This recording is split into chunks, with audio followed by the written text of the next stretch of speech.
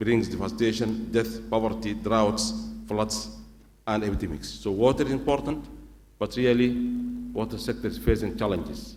And this is why, as I said, we are here today to discuss ways and means of adopting this integrated water resources management approach.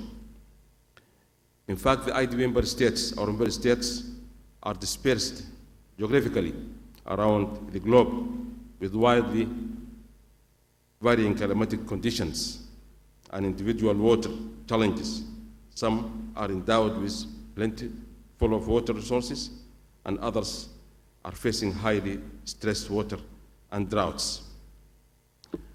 And this seminar is aiming at developing understanding of the integrated water resource management concept and its principles in securing water.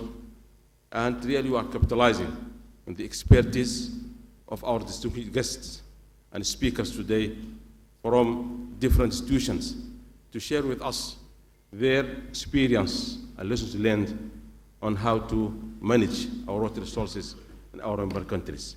And really this is the essential message that we are calling upon all to give attention to. And really we are hoping to get out from this gathering, this event, with some concrete solutions that we will be adopting together. And we are aiming also to create some sort of a networking platform that will help us, IDB, IGBA, and all institutions to address the challenges being faced by the water sector. And we have in our portfolio, in fact in IDB, our water portfolio is approaching 3 billion, SAMI, covering a number of projects, and really we need to integrate and to introduce this integrated water resource management approach in our projects. And one of the results that we will be targeting is really to have some sort of an agreed upon approach that we will be following together with our partners, and some approaches that we will be really introducing in our way of designing projects and programs in our member countries. So this is really what we are looking for, and this is really what we are really asking our partners to help us to reach this target. And we hope that this gathering could help us all together to address the serious challenges being faced by the water in our member countries. I wish you really fruitful discussions, and we will be waiting for the takeaway of this important gathering, inshallah. Wassalamu alaikum wa rahmatullahi ta'ala wa barakatuh.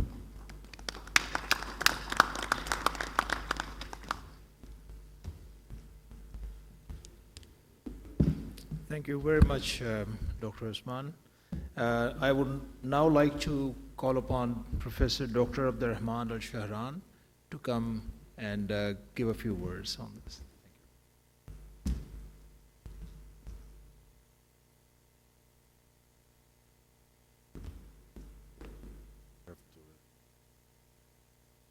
Assalamu alaikum wa rahmatullahi wa barakatuh.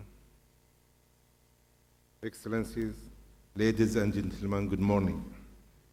It's a pleasure for me to welcome all of you for this event on how to better manage water resources in an integrated and sustainable way. This is a joint venture organized jointly by IDB and ICBA. Water resources and management activities play a central role in the development of the earliest known civilization. And to this day, they remain the factor of the highest importance in the sustainable development of nations. Although fresh water exists both in the form of surface water and groundwater, reliance on arid or semi-arid region is mainly on groundwater. It's therefore essential that the imbalance between the availability and demand is expected to grow as population increases, pollution intensities, and global climate change impact desertification. All plans, action programs, and measures should start with the careful assessment of sources and availability of fresh water. Efficient water resources management coupled with the appropriate physical planning can contribute to the development of dry land in a sustainable manner, reducing the overexploitation of water resources. To resolve the complex and interrelated problems must be an integral part of conventional and conservation and management. The main challenges facing water resources in Europe and North America are increasing water use efficiency, reducing waste and pollution, influencing consumption patterns, choosing proper technologies, coordinating different water uses at the basin level, and improving national and regional policies. While in the Middle East and North Africa, for example, water scarcity stands at the forefront of water-related challenges that impede progress towards sustainable development, where unsustainable consumption and over-abstraction of surface water and groundwater resources contribute to the shortage and threaten long-term sustainable development. Options being adopted to enhance water supply, including water harvesting, wastewater reuse, and solar and nuclear energy desalination. One of our objectives, in my belief, that a simple current knowledge on water resources management strategies, identify approaches for sustainable water resources development, and prioritize issues and challenges, and evaluate the future development of conjunctive use required for the appropriate exploitation of available water resources. So there is a need for joint action and approach to promote and ensure sustainable and equitable use and management of water resources in this region, especially in the Middle East and North Africa. In this context, it is important to promote and adopt the approach and process of integrated water resources management. It is a holistic approach which helps to maximize the economic and social welfare in an equitable manner without compromising the sustainability of vital ecosystem. However, it has been difficult to convert the strategic plan on water management into a more holistic approach in the implementation of water management projects.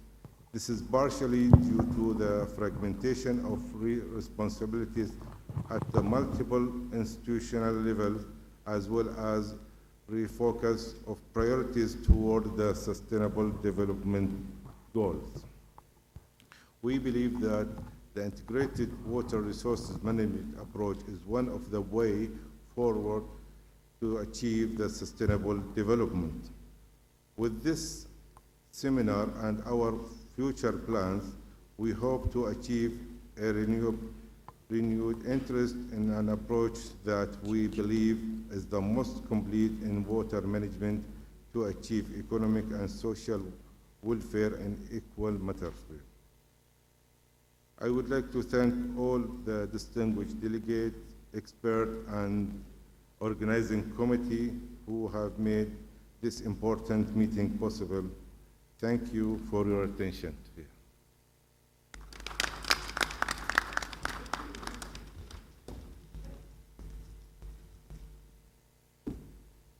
Thank you very much, Professor Al-Shahran.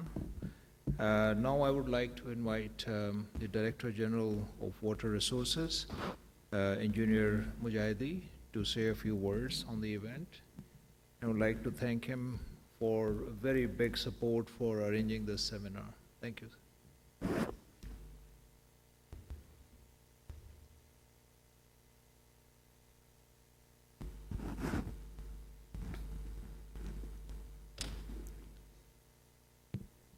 Bismillahirrahmanirrahim. The Honorable Dr. Osman L. Phil, the Acting Director of the Agriculture and Rural Development Islamic Development Bank, Honorable Professor Abdurrahman Sultan Al-Sarhan, Chairman of the Board Directors, International Center for Biosaline Agriculture, Honorable Speakers, distinguished ladies and gentlemen, Assalamualaikum warahmatullahi wabarakatuh. Good morning. It is my great pleasure to be with you here in the glorious place and event, the Islamic Development Bank Joint Knowledge Seminar on Integrated Water Resources Management, which will be held for 2 days. I believe that this event will become a great moment for all us, from different countries, different background, and different expertise to share the knowledge and experiences. The experience will be shared across hopefully might help others facing similar challenges. Distinguished ladies and gentlemen, water is essential for human life. As the population grows, demand for water is on the rise. As there is no nature, no health, and no life without water. And also there is no environment, no ecosystem, no economic development without water. It is precondition for humanity.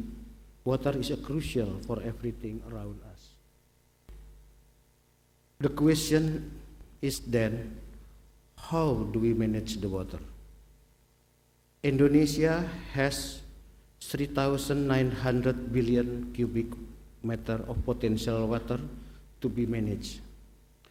The challenge is that potential water is not evenly distributed among all islands in Indonesia. There are islands with abundant potential water, such as Kalimantan, Papua, but with less population, so that water availability per capita for years is very high. On the other hand, there are islands with low potential water but very high population, so the water availability per capita per year is very low. Some even come on to the what we call it water crisis, such as in Java, Bali, and Nusa Tenggara. Distinguished ladies and gentlemen, it is the challenge for us to manage the water properly, so the people could have enough water as to fulfill their need. Today, water management Indonesia has been in a way to implement the integrated water resources management, like integrated between upstream and the downstream, integrated quantity and quality of water, integrated of the surface and the underground waters, and then integrated among sectors, among stakeholders, and among administration border area. In Indonesia, is divided into 131 river basin area as a basis delineation for water management waters. Several coordination boards have been established at national level, provincial level, even in the river basin levels. However, some issues still remain lead to improper water service. For instance, lack of water availability, floods, drought, and conflict among water users. Therefore, the government of Indonesia has issued the food security, energy security, and water security as one of the national development strategic agenda in the next 5 years, in commonly stated as the FEW Nexus or Food, Energy, and Water Nexus. Ladies and gentlemen, on the food security, 35% rice production come from the irrigation system. However, the cropping intensity continued to decline due to the decrease of river flow during the dry seasons. In order to cope with this condition, we need to build a new dam to guarantee that the water availability for irrigation, while we could also increase the services area as well as cropping intensify and also developing new irrigation scheme. On the energy security, nowadays Indonesia has a total installed capacity is 53,000 megawatt, which only 10% those is from the hydropower. And the potential of hydropower in Indonesia is 75,000 megawatt. Large dams are potential source for hydropower, and some has already operated in hydropower like Jatiluhur, Cirata, Wonogiri, Wadas Lintang, and many more. Not yet include some new development ahead. On water security, today Indonesia has more or less about 210 dams, which total reservoir capacity is about 12.4 billion meter cubic. More than a half of the existing dam are located in Java Island. This total reservoir capacity give the ratio storage per capita only 50 meter cubic per capita per year. Is not far away from the Ethiopia only 38. We realize that number is still far from the adequate to cope with the demand. Some of those large dams also serve to reduce the peak flood of the rivers, which otherwise are common cause for the natural disasters. During the last 5 years, incidents of the flood are increasing up to more than 40,000 reports, and about 20 big cities in Indonesia suffer from the flood during rainy seasons. These disasters are aggravated by the increasing occurrence of the extreme rainfall. Ladies and gentlemen, for the above reasons, in the next 5 years, we will put our priority plans to build 65 new dams, to develop 1 million hectares of new irrigation scheme, and to rehabilitate 3 million hectares of existing irrigation schemes, and to mitigate area about 200,000 hectares from flooding. But then, in order to achieve those plans, we also have to encounter the externalities such as land acquisition, social problem, sustainability about the budgeting, environmental challenges, and also coordination among the related stakeholders. I presume these challenges will not be easy, but we believe that we can. The role of the international cooperation and support, especially from other Islamic countries, will be much appreciated. Ladies and gentlemen, in closing my speech, I believe that this meeting will be a good forum for sharing knowledge and experience and provide innovative perspective and new ways of perceiving of the future technology toward sustainability development and management and water resources in general. Thank you very much. Wabillahi taufiq wal hidayah. Wassalamualaikum warahmatullahi wabarakatuh.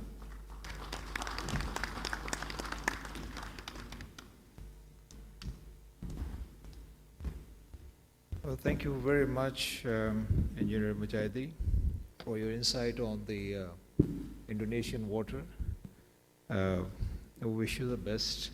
Water is simple and pure, and we the human have made it very complicated. I would like now to present you David Harris, who is the former Executive Director of Water Resources Management and Commissioner of Water in Australian state of North South Wales. And he was also the Deputy Commissioner to the Murray-Darling Basin. He will talk about his experience on Murray-Darling Basin water management using the IWRM, and he will also enlighten us how we can unwind the human complications in water. Davis, thank you.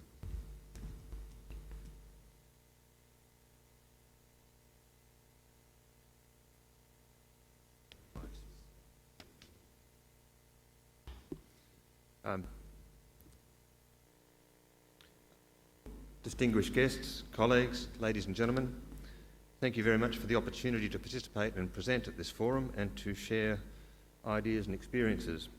I appreciate the limited time, so I'll provide a broad overview of how integrated water resource management has been adopted in the Murray-Darling Basin and applied in my state of New South Wales. By way of context, Australia is a federation, and under its constitution, each of the 6 states and 2 territories are mostly responsible for the management of water resources within their respective jurisdictions. Up until the past 10 years, the central government's role has been in broad policy development and funding infrastructure and water management programs. However, in the past 10 years, the central government has become more active in water management planning. By way of context, Australia is a continent of 7.68 million square kilometres, has a population of only 24 million. It is self-sufficient in agriculture and exports between 70 and 80% of its agricultural produce. But Australia's rivers and streams have amongst the most variable flows of any in the world, and many of our inland rivers and streams are naturally ephemeral and dry out regularly. The Murray-Darling Basin is the food bowl of Australia. It covers about 1 million square kilometres, has 23 river valleys and 81 groundwater sources. 75% of Australia's irrigated agriculture occurs in the basin. It extends across 4 states and the Capital Territory, and the water resources of the basin are shared between those jurisdictions under a water sharing agreement that includes the governments of 4 states, 1 territory and the federal government. As I said previously, the primary involvement of the federal government has been focused on national resources policy development and the funding of large-scale public infrastructure and national programs. They do this through what we call the Council of Australian Governments, which includes the Prime Minister and the Chief Ministers of each jurisdiction. It is the highest policy forum in Australia. The federal government is also an active participant in the Murray-Darling Basin Agreement, and in the past decade it has been responsible for developing the Murray-Darling Plan, which is the overarching water resource management plan for the basin. It was agreed in 2012, and as you can see on the screen, the principal functions are to establish sustainable diversion limits for each of the surface water and groundwater sources within the basin. This limits demand. It will require the reduction of our current extraction of surface water for irrigation and other uses by 2,750 million cubic metres by 2022. And whilst groundwater extraction is typically below sustainable diversion limits, much of it is extremely saline and unusable for agriculture. The Basin Plan establishes the rules for water to meet human needs in extreme drought, provides for water for the environment, it provides water quality and salinity targets. Importantly, it provides principles for water trade. It outlines the components of water resource plans that will be developed by each state and territory, and it provides for monitoring and evaluation. So what is the role of the states? They're responsible for implementing the national policies, but they do sit at the table in their development. They must do the water sharing plan at the regional level and work cooperatively with neighbouring states. They're responsible for water sharing between consumptive users and the environment, and the process of allocation of available water resources between users, and I'll go that in a minute. We're responsible for developing policies and programs for water quality and salinity management, and we're responsible for facilitating water trade, which includes the permanent transfer of entitlements and the annual or long-term leasing of available water in any year. States are also responsible for compliance. New South Wales is the most populous state in Australia and is 56% of the Murray-Darling Basin. On average, we use 7,000 million cubic metres per year, although we use significantly less in dry years due to our water allocation process. Only 1.5% of our agricultural area is irrigated agriculture, but at the same time it represents 30% of our agricultural production. Now, allocation water, in New South Wales, our allocation system is highly suited to a highly variable climate. All river systems and aquifers have had their sustainable diversion limits determined, and a total of all entitlements to divert from a particular river or aquifer will not exceed the sustainable diversion limit over time. Other than for some basic human rights that is typically not for commercial production, all entitlements to divert or extract water are volumetric. All irrigators are licensed, and all pumps and diversions from a river or for aquifer must be metered. Volumetric entitlements, if you look down to the bottom, are based on three categories: on regulated rivers, which are parts of river systems downstream of dams, unregulated river systems that are not provided water from major dams, and groundwater systems. Groundwater systems typically provide about 11% of our use. For regulated river systems, we have a three-tier system of entitlement. We have high security entitlements, which are volumes that can effectively provided in every year of modelled climate inflows so far. They make up about 15% of our total entitlements. Having said that, we are now in one of the worst drought inflow sequences on record, and to guarantee high security entitlements next year is going to be extremely difficult. General security entitlements receive a proportion of their entitlement depending on how much water is available, depending on seasonal conditions. They typically relate to annual crops such as rice and cotton, and they will get as much water as it grows during the year depending on water availability. For example, if you have an entitlement of 100,000 cubic metres, you may start the irrigation season with 10% of that entitlement. That is 10,000 cubic metres guaranteed. But this will increase as the season goes on and inflows occur. And the government will provide regular updates of water availability and give out an indication under different scenarios how much water will be available, so that irrigators can make their own decisions how much they have. We also have access to supplementary access, which is high flows above those that can be re-regulated. So volumetric entitlements for unregulated rivers. These are typically located above a dam or tributaries and outer branches away from the main channel. These users still have volumetric entitlements, but are limited to diverting water from the river when flows are low by conditions of the licence, which generally prescribe commence to pump and cease to pump conditions. They are usually linked to hydrological gauges in their rivers nearby. Because of the variability of seasonal conditions, these users may take up to 2 times their annual entitlement in any one year, but over a period of 3 years must balance it out. This provides for some of the extreme variability we get. And so in many instances, these users will pump to their own on-farm water storages for later use. And in some unregulated streams, groups may adopt a roster system when flows are low for an extended period. For groundwater, like surface water entitlements, irrigators with licence to pump groundwater must have a meter, and the water balance for each aquifer is determined. That water balance includes the estimated storage capacity, the average annual recharge, and the interaction between the aquifer and the adjacent rivers. Where there is a high level of aquifer and river interaction, the sustainable diversion limit will be linked to the surface water availability for the adjacent river. Where there is a low level of aquifer and river interaction, the sustainable diversion limit is determined as a proportion of the long-term average annual recharge. In that way, we are not mining the resource, we are extracting just from the recharge. And in some instances, we have had to reduce entitlements so that in a particular aquifer, the sustainable diversion limit is now below that that is only covered by recharge. So the key elements of water management and allocation in New South Wales and the Murray-Darling Basin is that all aquifers and all rivers have sustainable diversion limits established, and the total volumes that can be taken from each water source must be within that sustainable diversion limit. All water users that divert water for consumptive use, other than for basic human rights, must be licensed, and those licences are listed on a government register. Water licences are separate from land. Anyone can own a licence to a share of the water available, but to divert that water to land requires a separate licence that specifies the conditions for which that water can be used.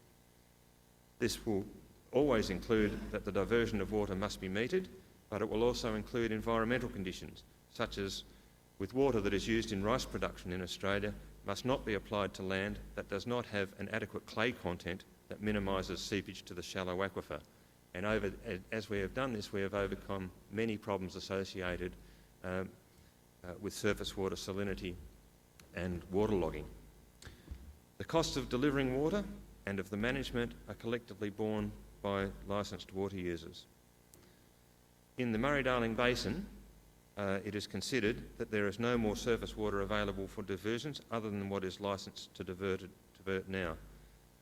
We have a highly developed water trading platform that enables the permanent trade of entitlements and temporary trade of water that is available at a particular time. The rules that govern access to water and that specify how water is made available for consumptive use and for the environment for any river system and aquifer are established in statutory water sharing plans that have a 10-year life period. Environmental water is a priority within those water sharing plans, and that is to maintain the health and productivity of our water systems over many generations.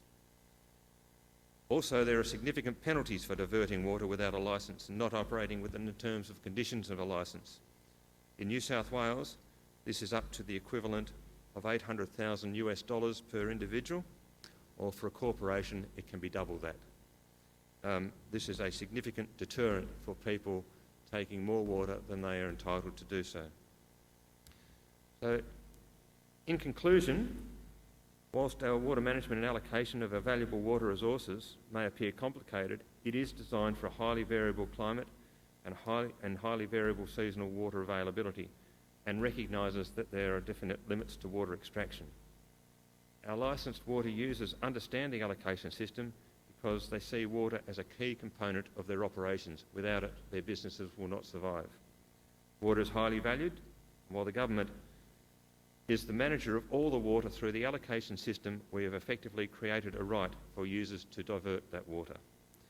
This right is highly valued and tradable and is used by water users to secure funding of their operations. More importantly, the system we have protects the health and productivity of our rivers and groundwaters for the long term. We have many countries visit the Murray-Darling Basin to look at how we manage water in the Australian circumstances and some of the components of our allocation integrated water management systems. It is suited to Australia, and many of the elements may be applied in other countries, but I stress we present what we do in the Murray-Darling Basin as a case study. One size does not fit all, but elements of management systems in our country may apply to other countries, and similarly, elements of management in other countries may be applied within Australia. And I think that is why forums like this are important to share knowledge and experiences, and again, I thank you for the opportunity to participate today. Thank you very much.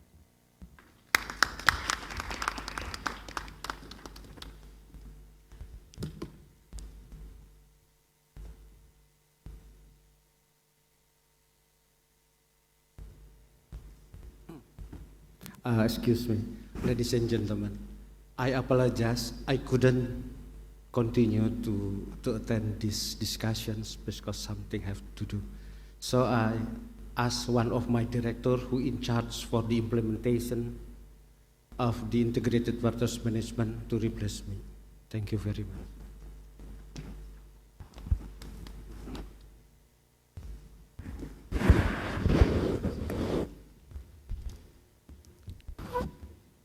Thank you very much, David. You just made our life easier by telling us how complicated could it be when it comes to the management of water. Not an easy job. So now we'll call upon Dr. Richard Supe, who comes from the people who live literally underwater, Holland. Dr. Richard is a senior eminent scientist with IWRM. He is holding a PhD degrees from US, and he has been working with various prestigious organizations in the world, including Australia. Let's hear from Dr. Richard, his experience in the water management. Thank you.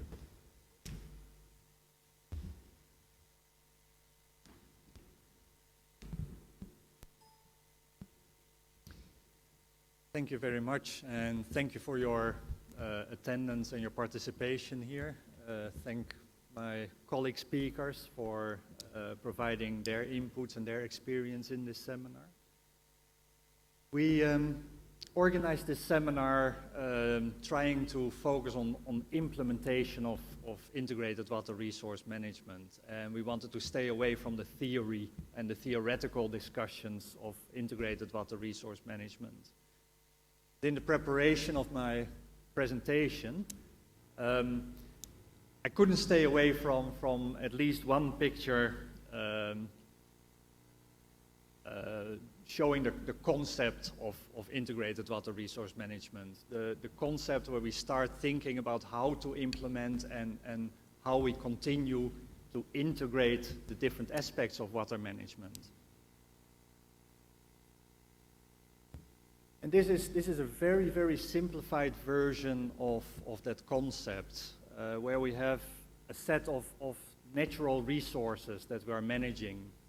We have an overlapping socio-economic system, and we have an overlapping administrative institutional system. In reality, these three systems are fully overlapping. In this concept, at the interactions, we have the interaction between natural resources and the socio-economic system, which is the impact that the socio-economic system has on the natural resources. We have the demand that we as people have on the natural resources. When we look at the interaction between the administrative institutional part and the socio-economic system, we get into the laws and regulations of our natural resources. When we look at the interaction between administrative and natural resources, we look at the infrastructure.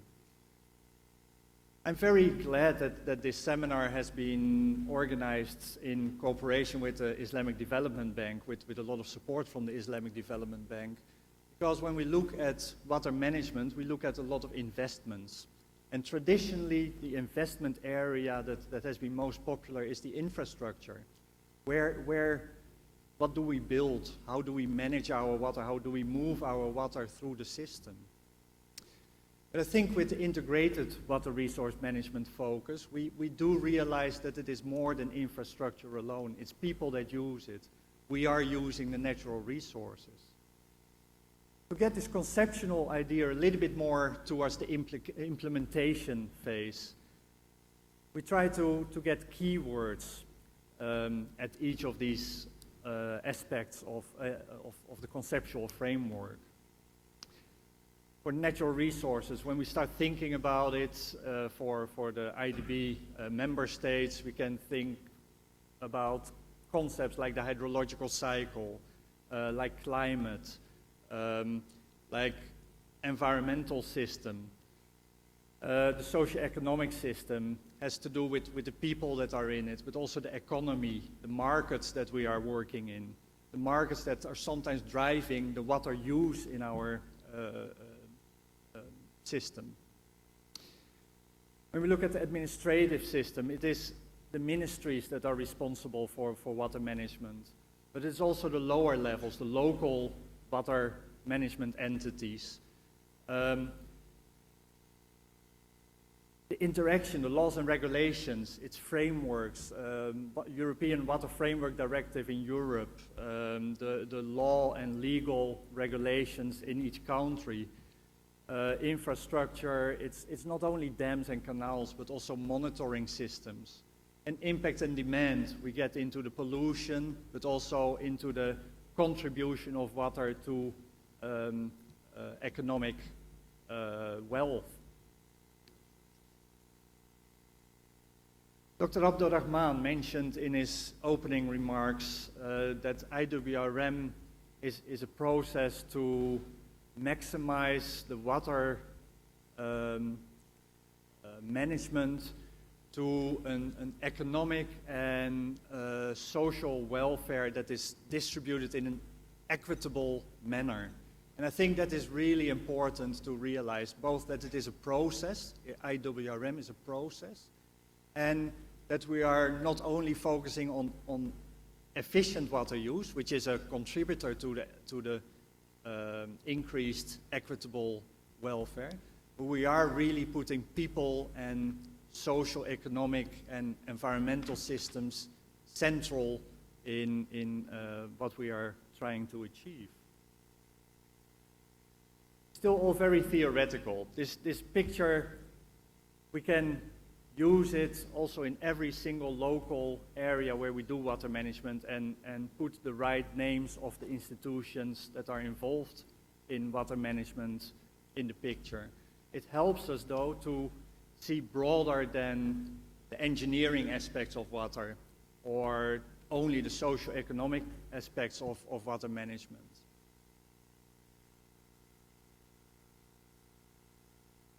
When I try to evaluate the status of integrated water resource management for the IDB member countries, I ran into a problem, and it's a problem that we all know. That each situation, each country is managing water resources in a different way because our conditions are different.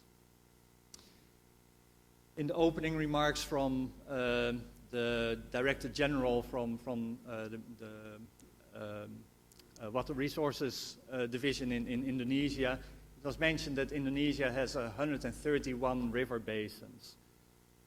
So even when we look at a country level, within the country we still have a lot of variability that we need to consider. So how can we compare the different member states, the status of IWRM of different member states from the IDB? I don't think we can do that. I think we do need the participation from all the member states in that analysis. And that's also where IWRM is important as a process. We here in the room, we are generally at a higher level of administration. IWRM does need the involvement of all the stakeholders. And the examples that David Harris mentioned for New South Wales and the Murray-Darling Basin, they show some of the outcomes of a process that has gone on for years and years and is still going on. There is no end point. And it was interesting in the presentation that we looked very much at the outcomes, but we didn't speak much yet about the processes and the difficulties that were involved in it. Let's have a quick look at some examples when we look at the availability of water resources in the IDB member countries. There's so many indicators, and I think Mr. Faruqi in his presentation will show some additional indicators of how we can assess the availability of water and water resource management opportunities for the different countries. One of the indicators is the total renewable water resources per capita. And not surprisingly, the Middle East is shown as having very low per capita water resources, which doesn't mean that there's no water to manage. The groundwater resources that Professor Abdulrahman mentioned in his opening speech, they require even more integrated management because of the water scarcity, because of the high reliance of the population in the countries in the Middle East and North Africa. The fact that Suriname is shown as having a very high total renewable water resource doesn't, per capita, doesn't mean that there's no water management problems. There's coastal zone issues, saltwater intrusion, water quality issues. The fact that Indonesia is not shown as having a lack of water was presented in the opening remarks with a different aspect of water management issues like flood protection. Also the variability between the different islands is not reflected in country-wide indicators. If we look at an independency ratio, a link to the transboundary issues, we see that the Middle East and North Africa, they are not necessarily very dependent on other countries. Egypt and Sudan are listed as being very dependent on other countries.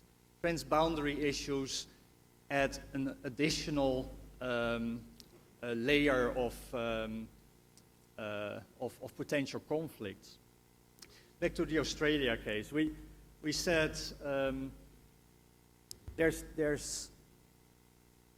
Australia is a good example of integrated water resource management, but it doesn't mean that there's no conflicts. When I was working in Australia, I think David Harris actually came to the rural village that I was living in, and the farmers there, they actually burned the water vision documents that were developed for the Murray-Darling Basin. And it's understandable when we look out from the individual point of view. From the administrative, institutional point of view, we do have to look at the whole picture, though. When we look at governance, and I think Dr. Filia will mention more about that, we also have to look at who has the ideas of integrated water management, who is implementing the ideas on the ground. When we look at an assessment for Yemen, that was done a few years ago, we see that researchers, governmental agencies, they were very much in support of a water management based on demand management. While farmers that had to implement the system, they were not in favor of the water demand management approach. So to get from theory, from visions to implementation, we do need to get all the stakeholders on board. We will not be able to keep everybody happy, but really we do need to get the end users to buy into the system. I'll leave this to the panel discussion afterwards. One of the reasons for this seminar is to look at how further, where to invest to ensure a comprehensive, holistic approach to water management. And there's a lot of factors that are contributing to those decisions. My point is it's not only the infrastructure that we should invest in, but also the socioeconomic parts, the legal aspects, the institutional aspects, governance. Thank you.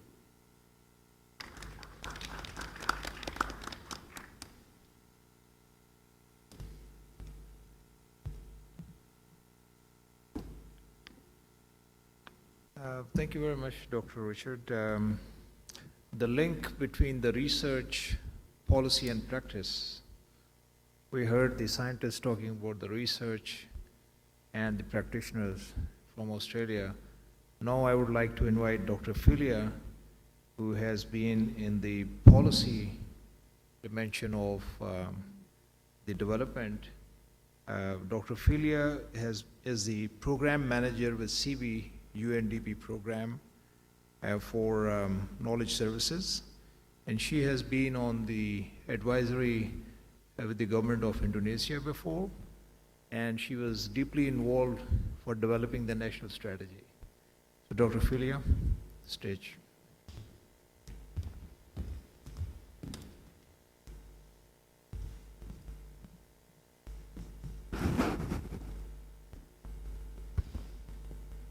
So thank you to Sajjad for the introduction, and thank you for the Islamic Development Bank for inviting us to contribute in this event. As my title shows here, it's quite similar to Dr. Richard's presentation before. Also, we would like to highlight what are the challenges in IWRM implementation, and we're focusing on making a difference where we face the problems, and drawing from case studies of UNDP Global Water Program. First, in this presentation, I will start with overview of UNDP Global Water Program and how it fits to the overall UNDP strategic plan.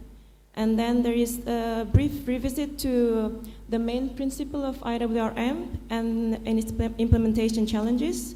And based on those, then I will highlight 3 case studies from the UNDP Water Governance Facility program.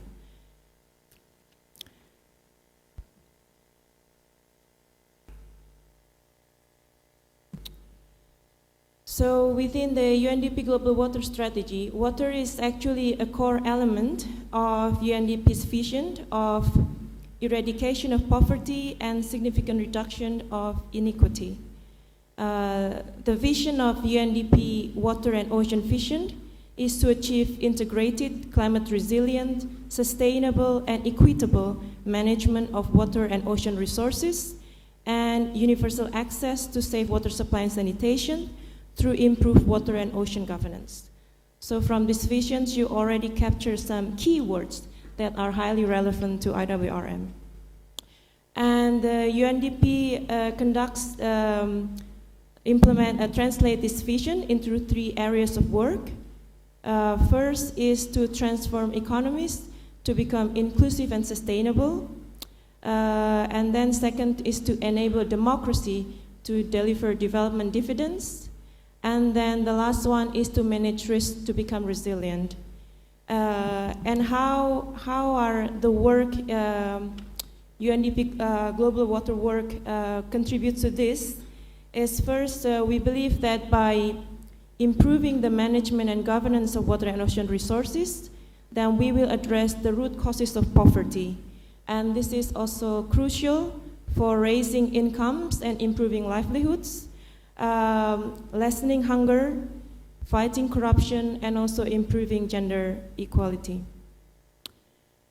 We also believe that improvements in managing and governing water and oceans help maintain the integrity of the ecosystems and upgrade urban environments, and this contributes to environmental sustainability.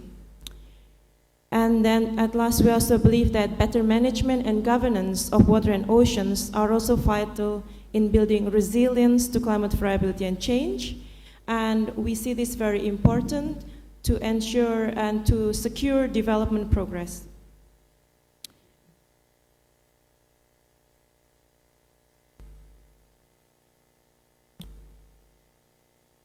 UNDP contributes to its strategic plan through 4 thematic areas. The first is climate resilient access to water supply and sanitation.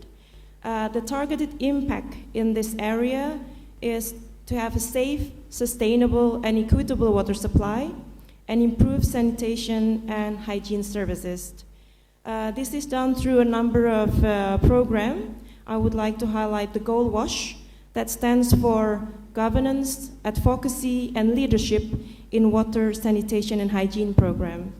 There is another work, it's called Every Drop Matters, and Accountability for Sustainability, as well as Sanitation Governance. But just for example, this Goal WASH program, it was established in 2008, and the idea is to accelerate the achievement of water and sanitation in Millennium Development Goals. And now it's continued to support sustainable development goals. The second thematic area is climate resilient, integrated water resource and coastal management. The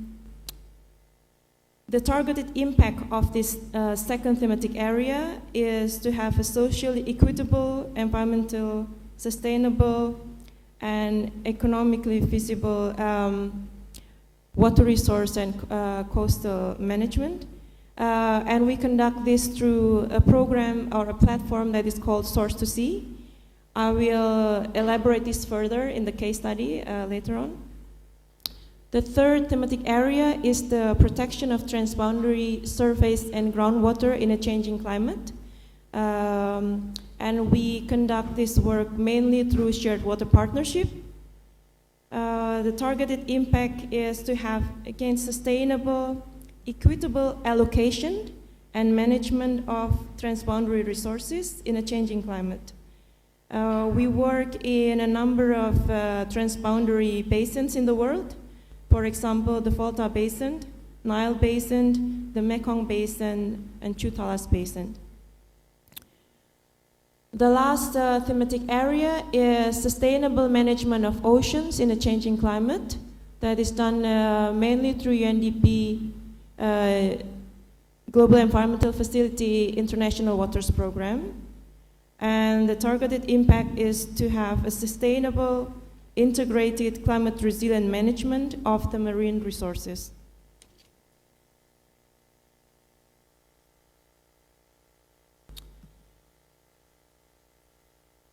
And to conduct its work, UNDP have two main delivery mechanisms. The first one is the UNDP Water Governance Facility that is hosted by Stockholm International Water Institute. And we work mainly focusing on three areas. That is policy support and program coordination, water governance knowledge development, and the last one is contribution to international processes. And the second delivery mechanism is through CAPNet, that is an international network for capacity development in sustainable water management.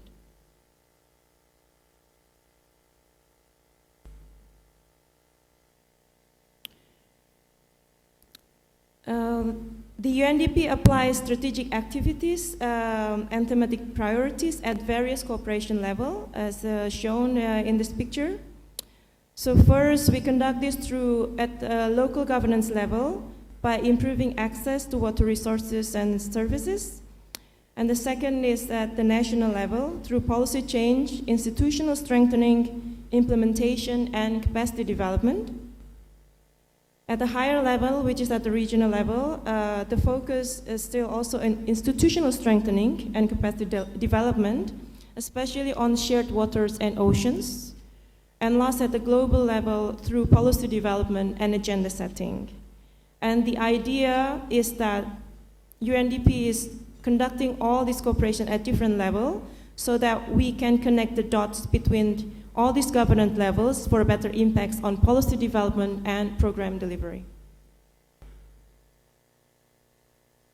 So now I would be focusing more on the first delivery mechanism. Also, it's a place where I work. It's the UNDP Water Governance Facility at CIWI.